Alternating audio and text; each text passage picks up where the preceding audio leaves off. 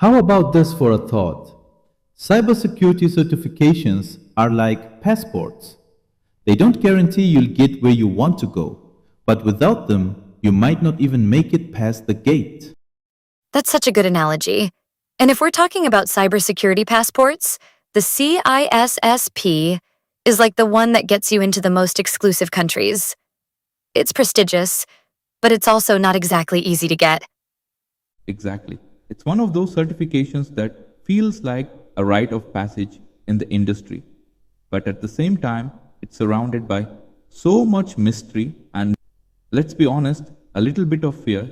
People hear about the 8 domains, the adaptive exam, the experience requirements, and it can feel like this insurmountable challenge. Oh, for sure. But I think what's interesting is that once you start breaking it down, it's not as terrifying as it seems. It's challenging, yes, but it's also incredibly rewarding. And it's not just about technical knowledge, it's about leadership, strategy, and understanding the bigger picture. That's what makes it so unique, right? It's not just for the person who wants to configure firewalls all day, it's for someone who wants to lead a team, manage risk, and align security with business goals. But let's start with the basics. Why do you think the CISSP has become such a gold standard in the industry? I think it's because it sits at this perfect intersection of technical expertise and strategic thinking. It's not just about knowing how to secure a system, it's about understanding why those systems need to be secured and how to do it in a way that supports the organization's objectives. Plus, it's recognized globally, which adds to its prestige. That global recognition is huge. I mean, there are plenty of certifications out there, but not all of them carry the same weight. The CISSP is one of those that immediately signals to employers that you have reached a certain level of expertise and experience. Exactly. And that's why you see so many job postings that list it as preferred or even required. It's like a universal keycard that can open doors in both the public and private sectors.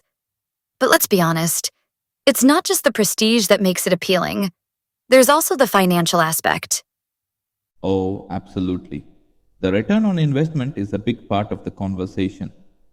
I've read that CISSP certified professionals earn, on average, 25% more than their non certified counterparts. That's a significant bump, especially when you consider the cost of the certification itself. It really is. And for people working in government or with government contractors, it's practically a necessity. The Department of Defense, for example, requires it for certain roles. So, in some cases, it's not just a nice to have, it's a must have. That's a great point. But let's talk about the flip side. The CISSP isn't exactly easy to get. There's the exam, which is adaptive and notoriously tricky, and then there's the experience requirement. You need 5 years of paid work experience in at least 2 of the 8 domains. That's a pretty high bar. It is, but it's also what makes the certification so valuable. It's not just about passing a test. It's about proving that you've been in the trenches and know what you're doing. And if you don't have the experience yet, you can become an associate of ISC2 and work towards it over time. That's a good option for people who are just starting out.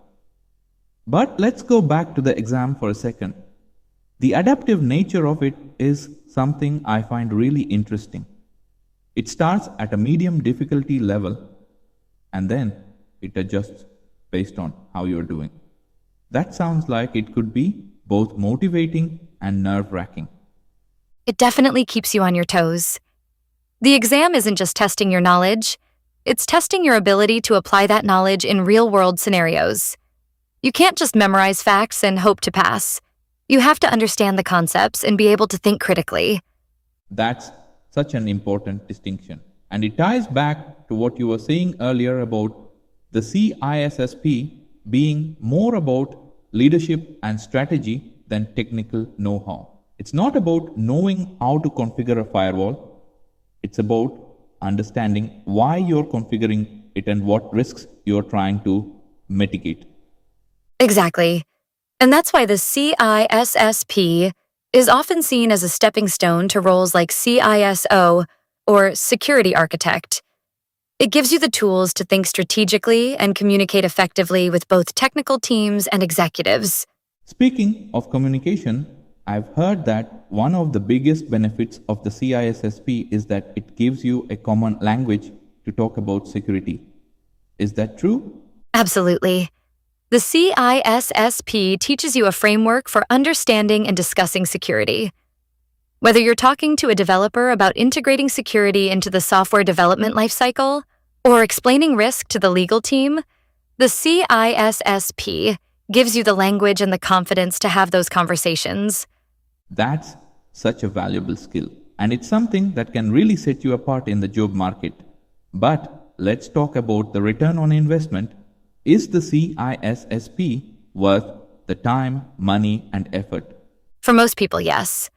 It's not a magic key that will instantly open every door, but it is a universal key card that can get you into places you might not have been able to access before.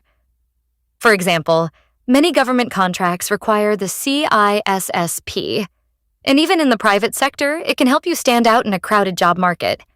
That's good to know. But what about the experience requirement? That seems like a big hurdle for a lot of people. It can be, but it's also what makes the CISSP so prestigious. You need 5 years of paid work experience in at least 2 of the 8 domains. If you don't have that yet, you can become an associate of ISC2 and work towards the experience requirement over time. It's a way to ensure that the people who hold the certification have real-world experience. That makes sense. It's not just about passing a test, it's about proving that you've been in the trenches and know what you're doing. Exactly. And once you have the certification, you have to maintain it through continuing education. It's a commitment, but it's also what keeps the credential valuable. So, final verdict. Is the CISSP worth it? If you're looking to move into management, strategy, or architecture, absolutely. It's tough, it's expensive, and it requires a lot of effort, but it's also one of the most respected certifications in the industry. It tells the world that you speak the language of security at an executive level. All right, you've convinced me. I think it's time to dust off the study guide and start preparing. Go for it. And remember, take it one step at a time. Use the resources available, take practice tests, and don't be afraid to ask for help. You've got this. Thanks for the encouragement, and thanks for breaking it all down today. This has been incredibly helpful. My pleasure. Good luck and let me know how it goes.